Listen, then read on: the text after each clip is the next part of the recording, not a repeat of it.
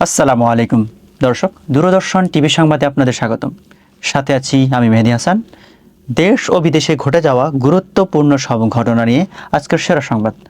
চলুন শুরুতেই দেখে নেওয়া যাক সংবাদ শিরোনাম। জাতীয় সংসদে জুয়া প্রতিরোধ বিল 2026 উত্থাপন, কড়া শান্তির বিধান।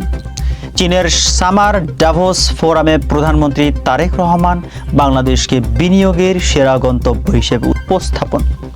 চীনের একচেটিয়া বাজার রুখতে লাওস কম্বোডিয়া চুক্তি, এশিয়ায় নতুন বাণিজ্য করিডোর।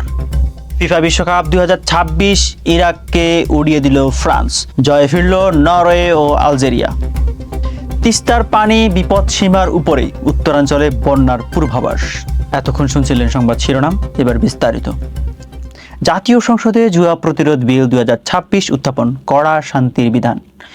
অনলাইন জুয়া, ডিজিটাল ক্যাসিনো, ক্রিপ্টোকারেন্সি এবং মোবাইল ব্যাংকিং ব্যবহার করে জুয়া খেলার মতো আধুনিক প্রযুক্তি ভিত্তিক অপরাধ দমনে জাতীয় সংসদে জুয়া প্রতিরোধ বিল 2026 উত্থাপন করেছেন স্বরাষ্ট্রমন্ত্রী সালাউদ্দিন আহমেদ। ব্রিটিশ আমলের 1867 সালের পুরনো পাবলিক গ্যাম্বলিং অ্যাক্ট বাতিল করে এই আধুনিক আইনটি আনা হচ্ছে।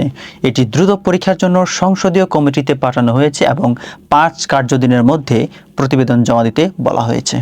চীনের সামার ডাভোস ফোরামে প্রধানমন্ত্রী তারেক রহমান বাংলাদেশকে বিনিয়োগের সেরা গন্তব্য হিসেবে উপস্থাপন করেছেন। চীনের ডালিয়ান শহরে ওয়ার্ল্ড ইকোনমিক ফোরামে WEF বিখ্যাত সামার ডাভোস সম্মেলনে যোগ দিয়েছেন বাংলাদেশের প্রধানমন্ত্রী তারেক রহমান, যেখানে জলবায়ু পরিবর্তন মোকাবেলায় বাংলাদেশের নির্বাচনী ইশতেহার ও কর্মপরিকল্পনার বিশ্ব নেতাদের সামনে তুলে ধরেন তিনি। FAMO মুখপাত্র মাহাদি আমিন জানিয়েছেন, বাংলাদেশের বিদেশি বিনিয়োগ আকর্ষণ, নতুন কর্মসংস্থান সৃষ্টি এবং টেকসই উন্নয়নের জন্য বিশ্ব বিনিয়োগকারীদের কাছে একটি নির্ভরযোগ্য ও প্রতিযোগিতামূলক পরিবেশ নিশ্চিত করাই এই সফরের মূল লক্ষ্য। চীনের একচেটিয়া বাজার রুখতে লাওস কম্বোডিয়ায় চুক্তি, এশিয়ায় নতুন বাণিজ্য করিডোর সম্ভাবনা। এশিয়ার ভূরাজনীতি ও বাণিজ্যে নতুন মোড়। ভিয়েনতিয়েন হয়ে চীনের বাজারে প্রবেশাধিকার আরও সুগম করতে এবং পারস্পরিক সীমান্ত বাণিজ্য বাড়াতে লাওস ও কম্বোডিয়ায় একটি দ্বিপাক্ষিক চুক্তি সই করেছে। এই চুক্তির আওতায় কম্বোডিয়া তাদের উৎপাদিত ডুরিয়ান, আম, চাল ও কলা লাওস রুট ব্যবহার করে সরাসরি চীনের বাজারে রপ্তানি করবে, যা এই অঞ্চলের অর্থনৈতিক ও রাজনৈতিক সমীকরণে বড় প্রভাব ফেলবে। ফিফা বিশ্বকাপ 2026 ইরাককে উড়িয়ে দিল ফ্রান্স, জয়ে ফিরল নরওয়ে ও আলজেরিয়া। মার্কিন যুক্তরাষ্ট্র, কানাডা ও মেক্সিকোতে চলমান 2026 ফিফা বিশ্বকাপের গ্রুপ পর্বের ম্যাচে আজ বড় জয় পেয়েছে ফ্রান্স।